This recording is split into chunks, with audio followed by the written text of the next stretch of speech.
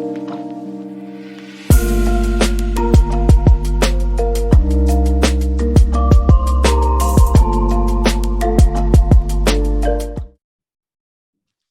right. Well, good afternoon, ladies and gentlemen. Thank you for joining us today. My name is Tony Flock. I am a partner at Creative Leadership Solutions, and we are here today for a discussion on what leaders can do now to reduce failures.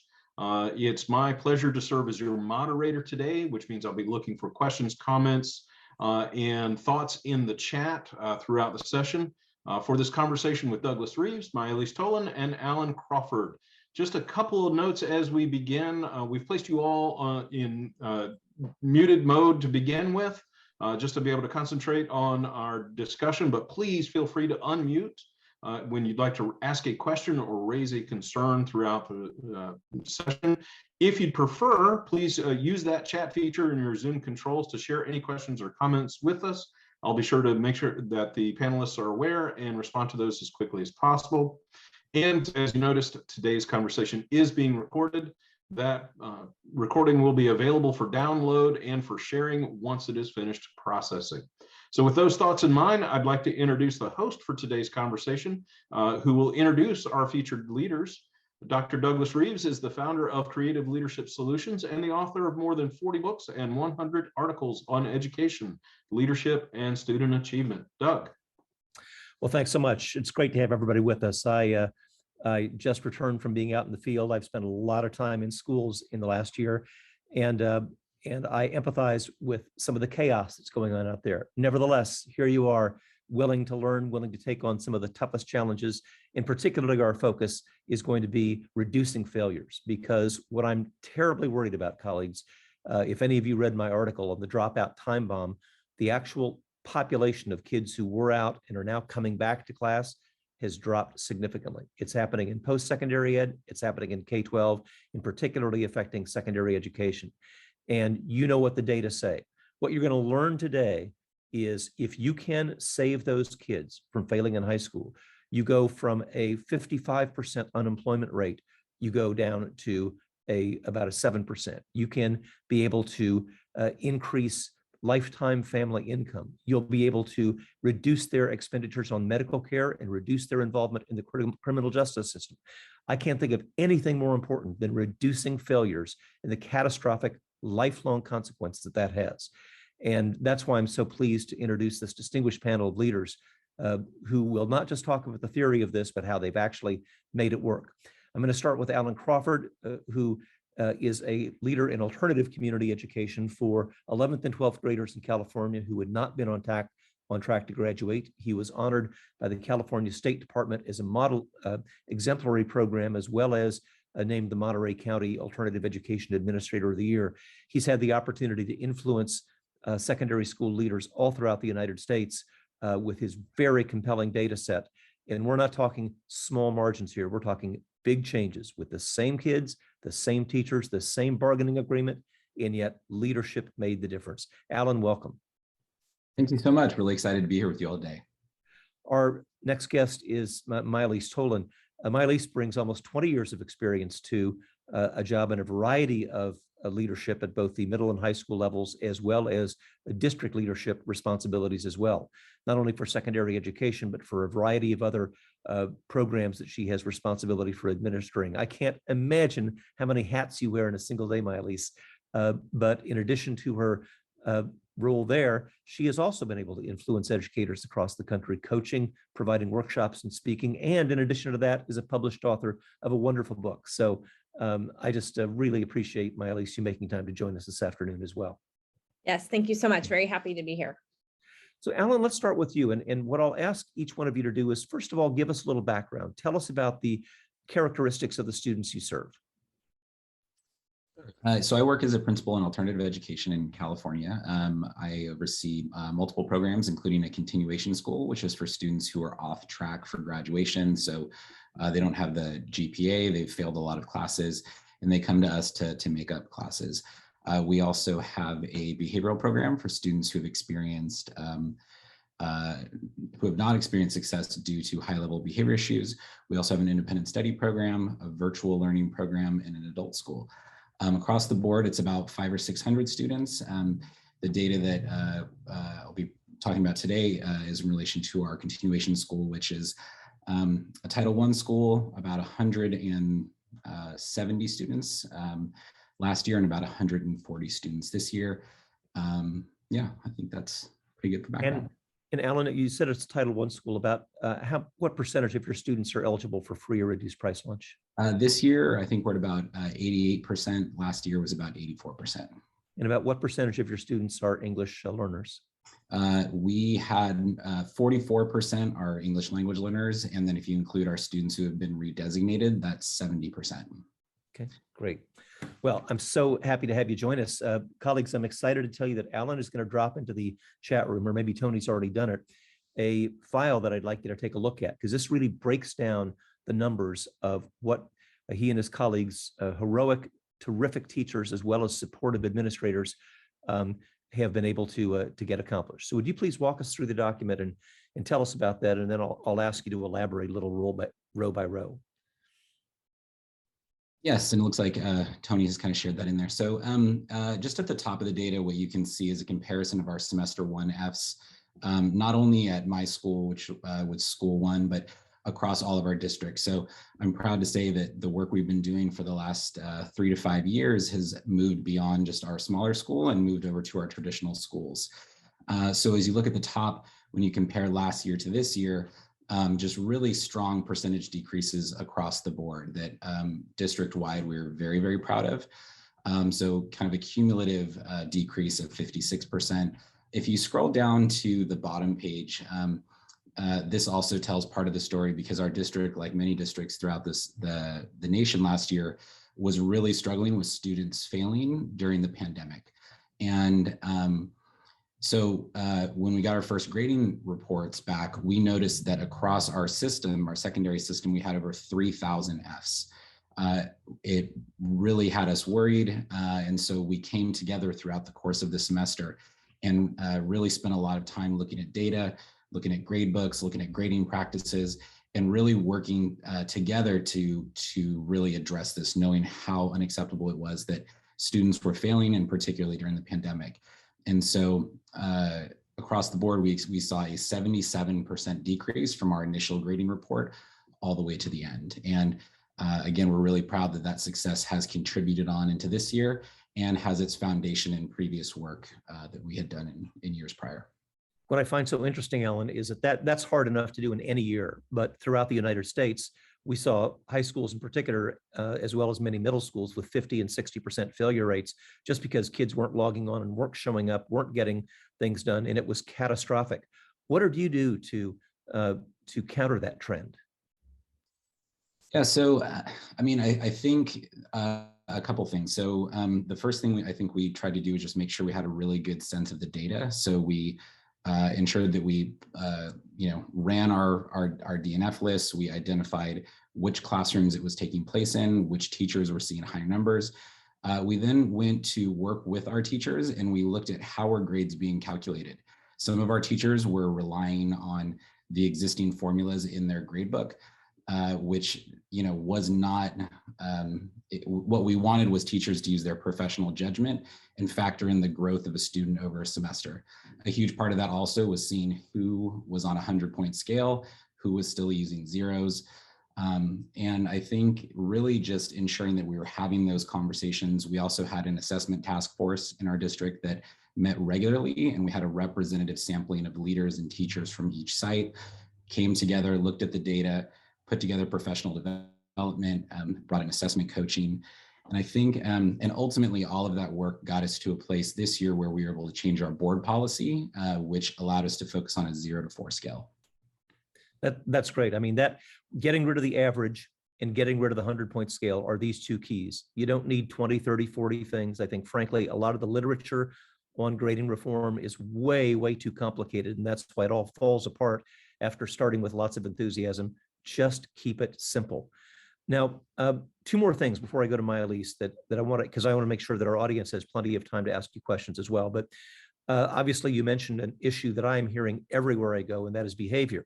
And that was happening before COVID, but during COVID, and as students are returning back, behavior has been particularly problematic. But one thing I've noticed in other schools, I'm wondering if you notice this, is that one of the best ways to improve behavior is to have a lower failure rate. Did you notice that kind of an association? Yeah, so last year, many of our kids were in distance learning up until the end of the year. We did notice that when students came back, we had a much lower incident. I think this year at our school, when we first started, we kind of saw a spike in behaviors, though I think more of that was due to students reacclimating to being in schools. Overall, we have noticed lower numbers of behavior, but I think relatedly, structurally, we've seen less students coming to our school across the board, which has allowed us to have more sections of electives and allowed our sister schools to really focus on giving the kids the core classes they need for graduation rather than just needing to make up sections of English or math. One last question. I would be naive if I thought that even though you did the right thing and even though you've got these piles of data to show how successful you are, probably some of these ideas were not universally popular. Can you give me an idea of, without mentioning names, of course, maybe some objections that you got when you started this and how you and your colleagues were able to address those objections? Yeah, I think so. I think other than school-wide discipline and suspensions, grading is probably the most hot-button issue in schools from my perspective. I think one of the biggest things, particularly when we started talking about latest and best and honoring students' trajectory rather than, punishing them for a homework assignment that they didn't do quarter one, was teachers feeling like kids could not do work all semester long, and at the very end, turn in some work and then get an A. I think what we noticed is, first of all, that didn't happen in terms of kids all of a sudden the last day of school turning in work and getting an A. And I think also what was helpful is that we had our teachers and particularly across our assessment task force engaged in kind of an action research where they were hearing some of this from their colleagues. So it wasn't an over-reliance on administrators telling them that they needed to change their grading policies, but rather their colleagues doing some of this work. And then I think also just being compassionate to the complexities of what teachers were facing, understanding how their policies were put in place, and then promoting just an understanding of what were some of the root causes for why our students were failing, allowed us to have a very respectful dialogue and not just get centered on people feeling like they were being told to change how they've graded for many, many years.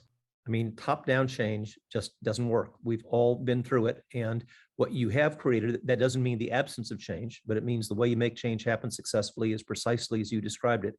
Having teachers show other teachers, I know this works in our building, with our culture, with our bargaining agreement, with our schedule, with all the other constraints that we have going. And that sort of inside-out communication is what makes lasting change happen. Well, Alan, congratulations, and please pass along our support to your colleagues as well. Majalise, please tell us, you have a different perspective because you have both middle and high school experience plus district-wide experience. Please tell us about the students you serve. So I work in rural Oregon, right on the central Oregon coast. So our district is about the size of Rhode Island is what we generally tell people with our service area. And about 24% of our students are English language learners, but then they also can be pocketed within our schools. We have a school of 250 kids, and then we have a school of 750 students. So dispersed throughout, we definitely see a difference just between each school that we're serving to make to really meet our students' needs. And what are some things that you've noticed are the most, if you were coaching me as a principal who's pretty frustrated with the high failure rate that we're seeing right now in 2022, what are some specific things I can do right now? I think one of the biggest things that we were able to do as a district and are continuing to refine is the pandemic brought a lot of concern and a lot of angst around education and a lot of failures, but it also brought a lot of opportunity. And it really brought to the forefront the need for our district to have aligned power standards and essential standards that we were assessing and our non-negotiables so that we could move students forward. And when we really drilled in, and we had, these are our non-essentials for courses. It gave our teachers the ability to develop personal education plans at the end of each course. And when they developed those, I was just looking at it as you started to ask, we had 241 students just at the high school level last year that would have walked out with at least one F. That's about 20% of our population. But because we had drilled down to these essential standards, our teachers were able to develop personal education plans for each one of those courses. And we were able to extend learning opportunity for students to demonstrate proficiency and not earn an F in the end. They were able to pass the course. Well, Majalise, you and I have both talked a lot about power standards over the years, and I'm a big believer in those. I'd like to take credit for the term, but I would be naive if I didn't hear the voice of a classroom teacher saying, yeah, principal, that sounds good in theory, but what if I leave something out that might be on the state test? So therefore, I got to rush through and cover everything. What's your response to that? I think the response in our district that is really helping our teachers and validating the content and the skills is we're really focusing on the skills. And if we can identify those power standards and we really, really target the skills that are in each one of those standards, then the content becomes accessible, even if we don't get to that exact part yet. And I think of social studies where it's all so important, especially with the world that we're living in, that we really know where we've been and can help with where we're going. But we can't cover every single thing that's happened in the social sciences, but we can cover those really important skills that they need. And same with math. What are the really important skills so that they have the ability to access the learning later? Every math teacher in America is now blessing you, including me. Because let me tell you, kids aren't failing the state test because of a logarithmic function. They're flunking the state test because they can't add, subtract, multiply, and divide and do fractions and decimals. So we really need the administrators in our lives to support us on focusing on what those essentials are, rather than frantic coverage of everything, which just leaves kids farther and farther behind. Tony, I'm counting you to keep an eye on the chat room, and I want to invite all of our colleagues who are on the call this afternoon to either put a question in the chat room or Q&A function, or if you prefer to unmute yourself, or you can use the hand raise function at the bottom of the screen. I should have said at the outset, one more thing that those of you who know me know, I always put at the beginning of every discussion like this, and that is, while we welcome your questions, we also welcome your success stories. I'll bet we've got some people on this call who have your own success stories to share, and you will be doing a solid for everybody else on this seminar if you're willing to share your insight and your wisdom that you've been able to see are reducing failure rates. Moreover, I think this is a safe place for challenges. If you hear something you disagree with, or that you think some faculty colleagues or administrative colleagues might disagree with, it's okay. It's a safe place to disagree with us and with anybody else. If anything, I think we all have a professional obligation to show our communities and show our students that adults can disagree with each other and still be friends. So I welcome your questions and your success stories, but challenges are also okay. So Doug, good timing. Actually, Emily sent in a question, Majalise, for you. She'd love to know more about how implementing assessing the essentials in social studies, what that looks like. We're currently selecting essential standards at the high school level, she says. Yeah.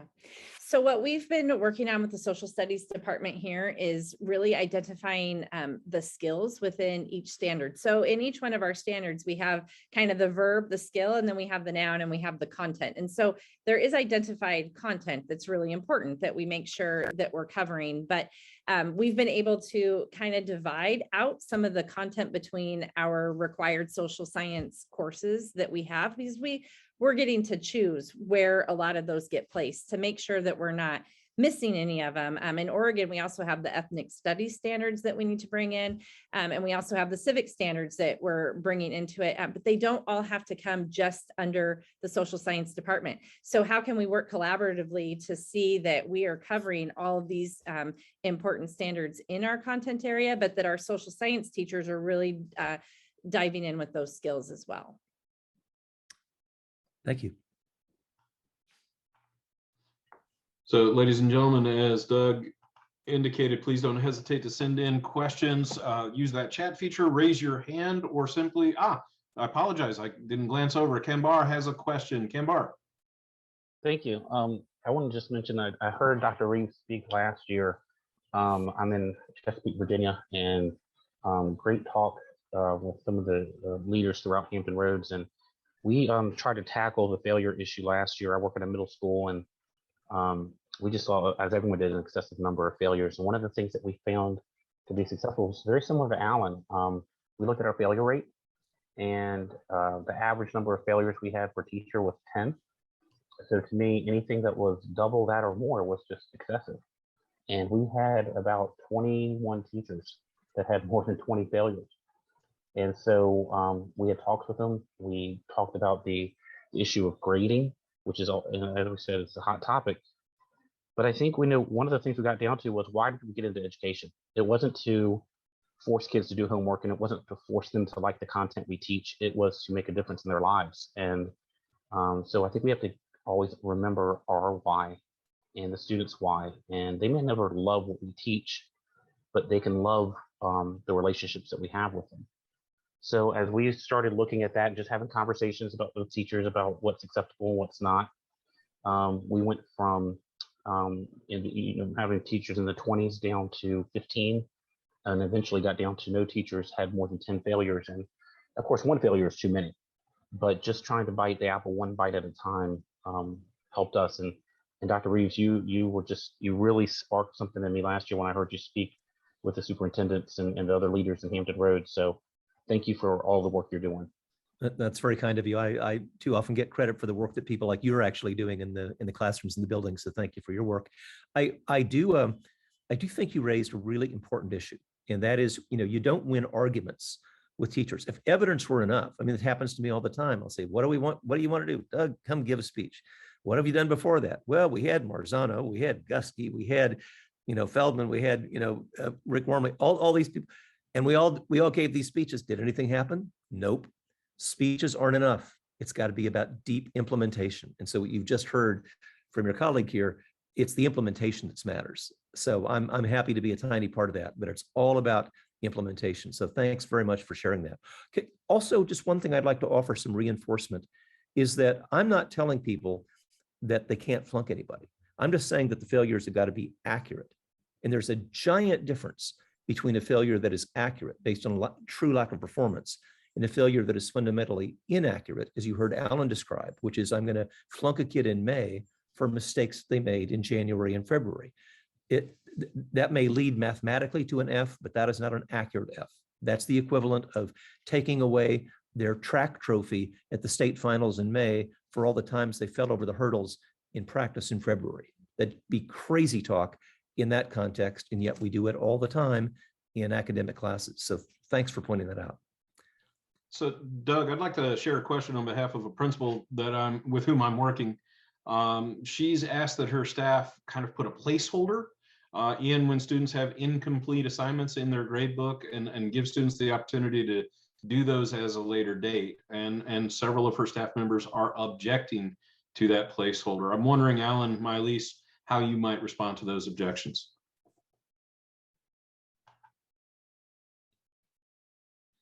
Looks like there's a question in the chat for me. I'll let Majalise go for this one.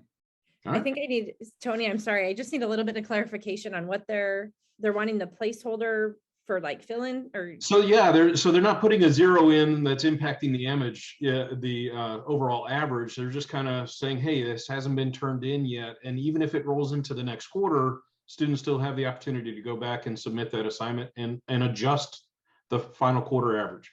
Right. Yeah, so that is one thing that we have dealt with through the CAP plan. That's what we call our plans. And what our teachers have done, they still, in our district, they do still have teacher discretion on that, on where students were at. They like the placeholder comment. Ours have liked that part on there. But they also have wanted to work on transparency and on accuracy when reporting to students, that when that changes, this is what your grade will be. Because what we have found is, when we're not being accurate with reporting to parents and students, and our placeholder isn't actually showing what will happen in the end, they think they're young, they're 14, they're 15 years old, and in their mind, 2 months is forever away. And so we do have that timeline where they have to have that ultimate turned in. And we have people who are continuing to support in communication outside of the classroom teacher to make sure that those things get turned in and get taken care of. I don't know if that answers the question, but we are utilizing additional staff to keep the communication going. We do let them extend, but we want them to be able to know that extensions sometimes have an ending. So let me just add a couple of things. I want to be completely empathetic with also the teacher's point of view that says, what about the nuts and bolts of things like athletic eligibility? I got to have something in there to show eligibility every single week, and it ought to be something that's accurate. So the metaphor that I've used is you grade in pencil, not pen.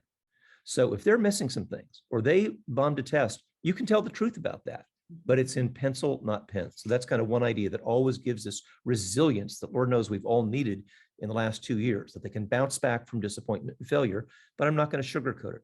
But there's a bigger issue. And the bigger issue is, do teenagers need consequences? Yes, because absent them, as Majalise said, they're 14, they're going to live forever. And so they're like my dog chasing squirrels in the park. So I get that. You've taught teenagers and we all have. However, we got to have consequences that work. And if F's and zeros and threats of point deductions were effective, then you'd all have 100% pass rates because they'd all be scared to death of F's and zeros and point deductions. But I don't know a teenager alive who really is, or maybe a couple, but not many. So I do want to suggest that you can have constraints on time. You can have reviews of assignment notebooks, things like that kind of get into their space a little bit.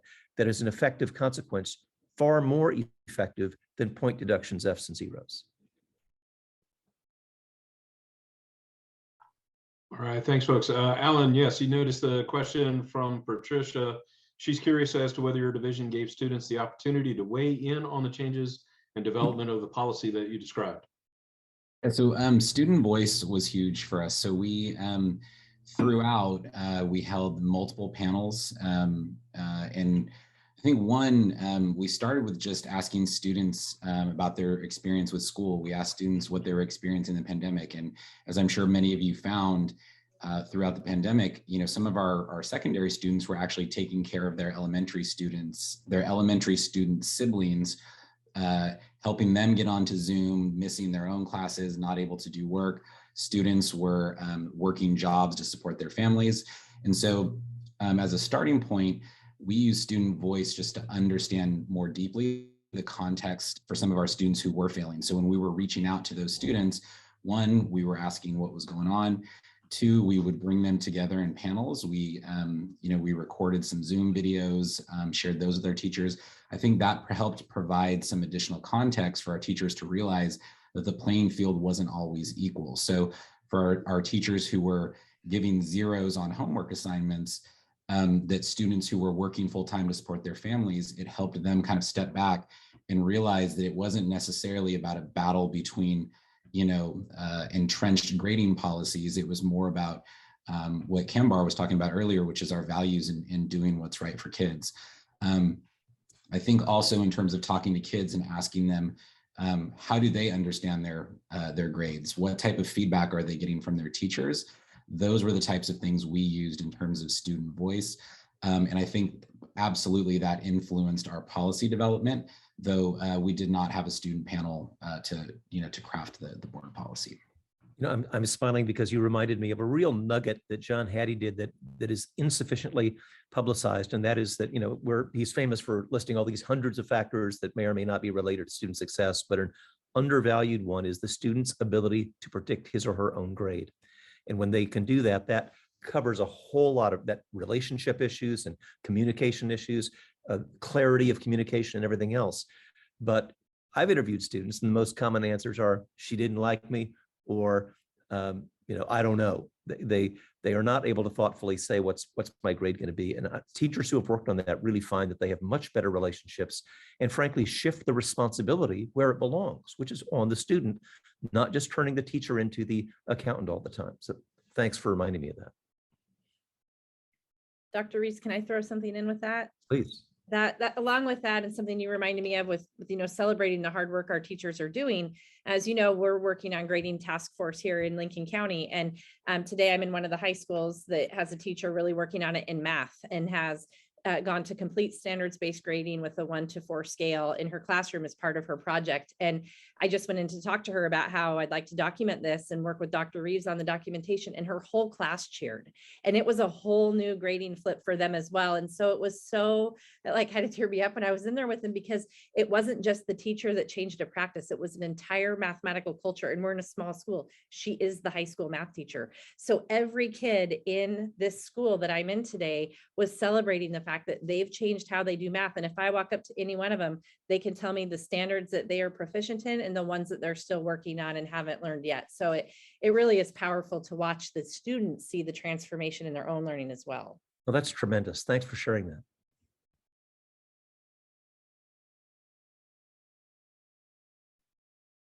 Tony, do we have any others in? Ladies and gentlemen, please feel free to send in your questions and challenges there. Another one, Doug, that I've heard as working with clients is just this idea of how we effectively communicate this to parents. If we're going to make a change to our grading practice, how do we get parents involved so that they're not looking for that standard thing that they're used to? Yeah, and I'll tell you that the context of that question from parents always is, what about the real world? Is this going to really, is this grading reform, which had to have been perfect, because look how perfect I turned out, is this grading reform really going to get them ready for the real world of college or the military or the job market and so on? And I think that's a very fair question. So you'll never win if you are adversaries with parents. We always start, we all want the same thing: successful kids, responsible kids, kids who, who are going to make you proud when they graduate. So the first thing you got to do before you get in the weeds of grading policy is talk about all the things that we share in common. The other thing, because parents have heard crazy things done in the name of grading reform, and the rumors are all out there. You'll find these Facebook parent groups about grading reform. If you do grading reform, your kid can't get into college, can't get a scholarship. There's not going to be GPAs or transcripts. It's going to ruin their lives. And I don't know who's doing that, but I know it's not any of you. And so I've always learned that rule number one for change is talk about what's not going to change. So when I sit down with parents, I say, let's get these rumors off the table right now. We're still going to have A, B, C, D, F grading. We're still going to have, the things that you really value. Some people really value character grades in addition to academic grades. We're still going to have transcripts that are going to get your kids scholarships and get them into college. We're still going to have GPAs. Now, there's some things we can do to make those more accurate and more educationally valuable, but we're not going to take away those things that you've really, really valued. So I hear, Tony, what you're saying, and I just am encouraging our audience, don't think you're going to win an argument with a parent. You want to be on the same side of the table with them. I want to go back to the situation that with those very compelling data points that you shared. Can you tell us exactly how did teachers share those with the broader system? Because what I find so interesting, and that both you and Majalise have done, is it wasn't just an impact on one school. One school's success was able to be translated into other schools as well. Draw a picture for us of how these success stories were shared and implemented more broadly.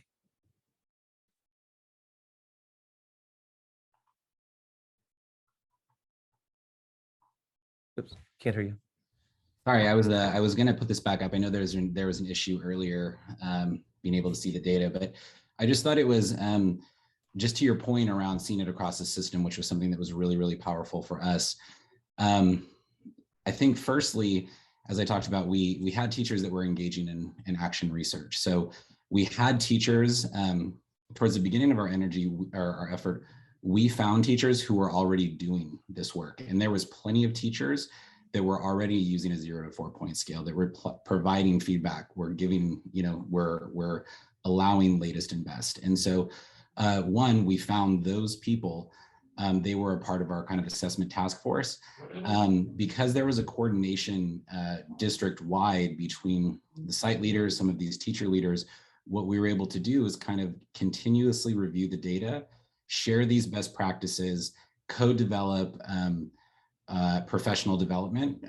We were lucky enough to have you, Dr. Reeves, come to see our district towards the beginning as well. And it was a really valuable spark that I think validated those that were already doing the work and then inspired the rest of us to come together. So again, it was that kind of ongoing task force, ongoing communication, really, growing with the people that were already doing the work.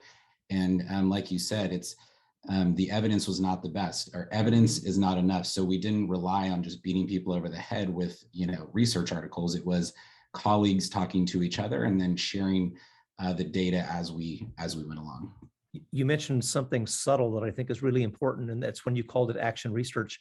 I've been in places where teachers don't want to serve on a grading task force because they think that that's radioactive, but they will participate in action research about grading. And we just call it the Action Research Task Force, and we get much better engagement and less controversy that way. So thanks for mentioning that. So Doug, I've got a follow-up question from Teresa for Majalise. Majalise, Teresa would like for you to elaborate further on the grading shift with the math students. What was happening before? What was the process and the difference with the new system for grading? How did the teacher create that culture and support from families? And what has happened in your district to have the buy-in? A lot, so I hope I get them all. So I'm just going to kind of talk about the process, and if I miss parts of it, then let me know. So Heather participated in a grading task force. We met this summer for our first meeting. We met in August, and we're going through the book Fast Grading, Dr. Reeves' book. And so we spent the day just kind of really looking at what's happening in our building, what are things we'd like to change. And she really wanted to change, like her ultimate to start was the number of test retakes and the number of Fs that were coming up with in her standards when she was then moving on. So the district had already, our math teachers in the math department through Zoom, luckily, had already been identifying the key math standards that we were going to be putting in each one of our units and in each one of our courses. And we teach integrated 1, integrated 2, and integrated 3. So we had moved to that model at the same time. She then really drilled down her assessments, and she was able to truly articulate these are the exact standards that each question pertains to, so that when she gave a unit assessment, if they had 2 of those standards taken care of and only 1 that they still needed work on, that's all they had to do the retake on. She would help them and give extra support, but they knew they needed to focus on that one still to move on. Then they would move on to the second unit. In the back of her classroom, she has all of the key terms and the standards for each unit, and she keeps stars next to the ones. So it's very visual. These are the ones that we've covered. These are the ones our class has mastered. This is the one that we're currently working on. And so they're able to see specifically what part they're working on. I was actually in her room doing an observation today with her building principal, and she has notebooks, very detailed notebooks, very structured notes that the students take with highlighting the key standards and strategies. She was referring back, remember in Unit 1, and she didn't just talk to them. They got their notebooks out and they were all looking back so they could practice reviewing and finding that resource for where they were in Unit 1. Remember, we did this part in Unit 1. This was a building block for where we're at now. And they would use that same terminology as they're working on the current standard that they're at. When I walk up to students in there, they will flip through their notebook and show me, this is a standard I'm working on right now. This is a standard that I'm moving towards. She's very, very transparent. She's been transparent with her students that this is something that she's trying. She's been transparent with families that she wants feedback on how it's going. And so she's really created a collaborative culture with all the stakeholders that are impacted by those grades that happen. And with our grading task force, we meet as a cohort once a month, and the teachers talk about, this is what's working with my action research. This is what is not working. Can you help me? And so they've really become this cohort of risk takers that are trying to do best for their profession, for their integrity, because their name's on that grade when they issue it, and they want to know that they're issuing one they stand behind as well. And then for the students to really see this is an accurate grade and reflection. I hope I hit those things. I think you got them. Thanks, okay. Majalise. There's So a a question workload came issue. in. Oh, sorry, go ahead. Let me just ask for one clarification, because one of the big objections to retakes is, look, I just, given my class load sizes that I've got all around the country, I just don't have time for retakes. Majalise, if I understood you correctly, this teacher was not doing a retake of an entire 30-item unit test. It was rather identifying with precision the 1 or 2 items that the students need to demonstrate proficiency on. Did I hear that correctly? You did. And I will tell you too, that also was very interesting. I was in a staff meeting in this building last week, And they are just a really transparent, risk-taking staff, learning from each other. And she was sharing how that was going. And another teacher commented that he's been really resistant to the test retake. One, he likes his rigor, and he likes to know that they are learning at a rate. And he was very transparent, knowing with the staff. He goes, there's some things about my practice I need to really reflect on and change. And I was just in his room today too, and he was talking with the students about that. So really being able to say, hey, I heard him say, hey, these things were on the assessment, but we've nailed it. I don't need to give you an assessment. I've heard you talk. I've seen your work. You know these parts, and we can move on. And so he's giving himself that content permission to know he's taught it, and he does have strong evidence that they have learned it. That's great. Thank you. So a question that came in from Christian panel, how does standards-based grading and the elimination of the required SAT, ACT score submission for college admission process affect the admissions practices in universities across the nation? How do we best communicate this landscape to our faculty, students, and parents? Alan, maybe start with you, high school and moving kids on to post-high school graduation. Any thoughts there? Yeah, I mean, well, I've actually heard Dr. Reeves give some really coherent answers in terms of particularly the communication that he's has with college professors and what they are looking for in students. So I think I'm going to defer to him to answer this first part of it. Yeah, I wrote an article, and maybe we can post the link in the chat room called, something like 5 things colleges need now. And I had that because I was having high school teachers address the very question to me: how do I know this gets them ready for college? And so I started calling friends of mine who were college teachers, particularly of first-year students. And what they told me, for example, the biggest misunderstanding was teachers think, well, in the real world in college, you got to get it right the first time. And that is not at all what they said. They said in the real world of college, what you got to be able to do is make mistakes and get feedback and not have it be an emotional catastrophe for you. So they want to be able to provide feedback and have students respect that feedback and apply it. So I think that's one of the things that that the college teachers were telling me, as well as things like nonfiction writing and other things that they want everybody to do, not just an English composition class. But just a word about the SAT and ACT. I know that those are easy to poke fun at, but grade inflation is rampant around the United States, and that was one of the few differentiators. And I think there might be some unintended consequences for colleges that think that they're getting toward equity by getting rid of the ACT and the SAT. Because after all, that started in the 40s as the great equalizer, as giving poor kids from the Bronx the opportunity to get into the Ivy League because they didn't have the glowing letter of recommendations. They didn't have the wealthy grandparents and everything else, but they could prove that they were whip smart. That's the origin story of Stanley Kaplan. So here we are, 80 years later, and everybody loves to cuss those tests. But what's going to be left? Well, we'll have the transcripts, sure enough, but the colleges aren't staffed up to read those things. What's left after that? Extracurricular activities, which in my part of the country cost families hundreds, sometimes thousands of dollars to do. It's patently unfair, patently discriminatory, sometimes not just about money, but about access to transportation and everything else. So I'm not joining the cheering section yet that says, let's just get rid of those tests, because I think what some of our students are going to be left with may be equally discriminatory.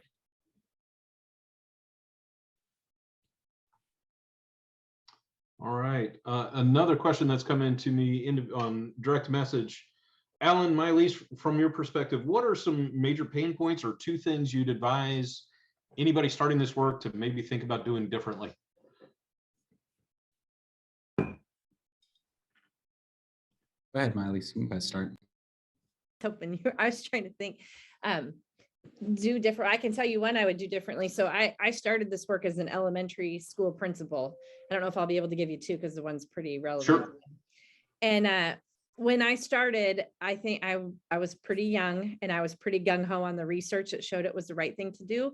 And I don't think I took into understanding how much intensity was really behind grading, philosophical practice of grading. And I didn't give my staff the time to really have that conversation and their own ability to do research. And even if it was articles I was providing and have conversation, I don't think I valued their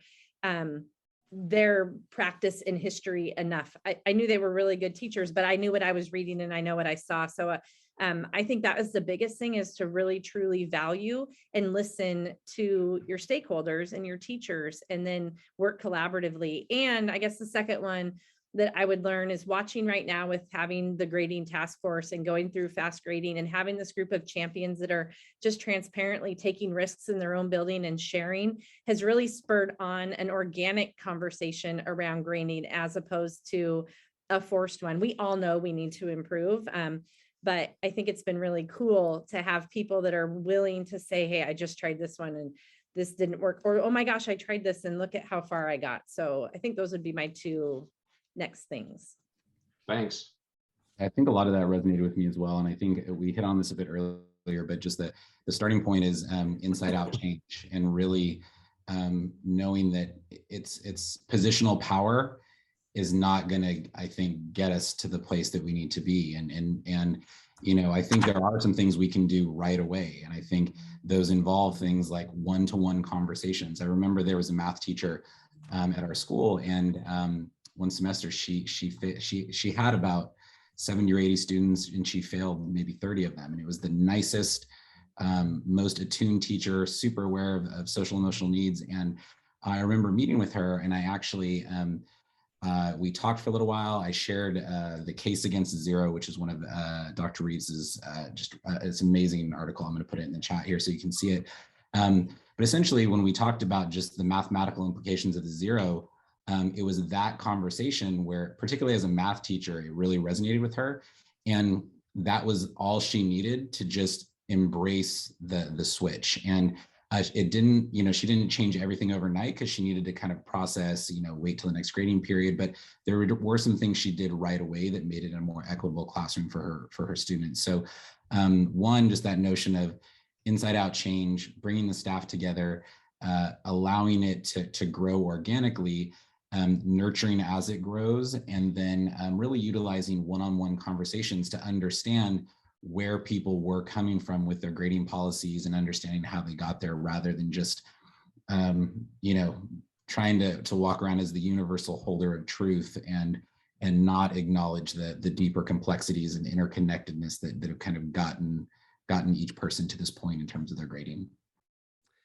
Well, thank you so much. I want to give both of our guest speakers my deep appreciation for joining us today. And if you want to add a final thought, you're welcome to. We have blown through 45 minutes very quickly on what I know is an incredibly busy time for everybody on this call. So please, if nobody's told you thank you yet for all you're doing, hear it from us.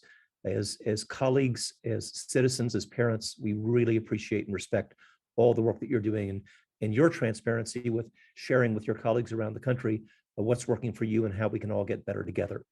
Alan, any final words? I'm just to echo that. I'm just thankful that everybody's here. If you're working in a school setting, you are likely dealing with the many impacts of COVID, you know, staffing shortages. And I would also argue that while no doubt this takes a lot of our time, the issue of students failing classes is really, really important. And I'm just really thankful that we were all here to spend some time talking about it. Majalise? I would say the same thing. I think that we're all in the middle of it, covering classes, driving buses, doing everything we can to keep our schools open and keep our students on our campuses and learning as best we can. But I think taking that pause for reflection of, one, what can we celebrate during that day? There's good stuff that's happening every day in our schools.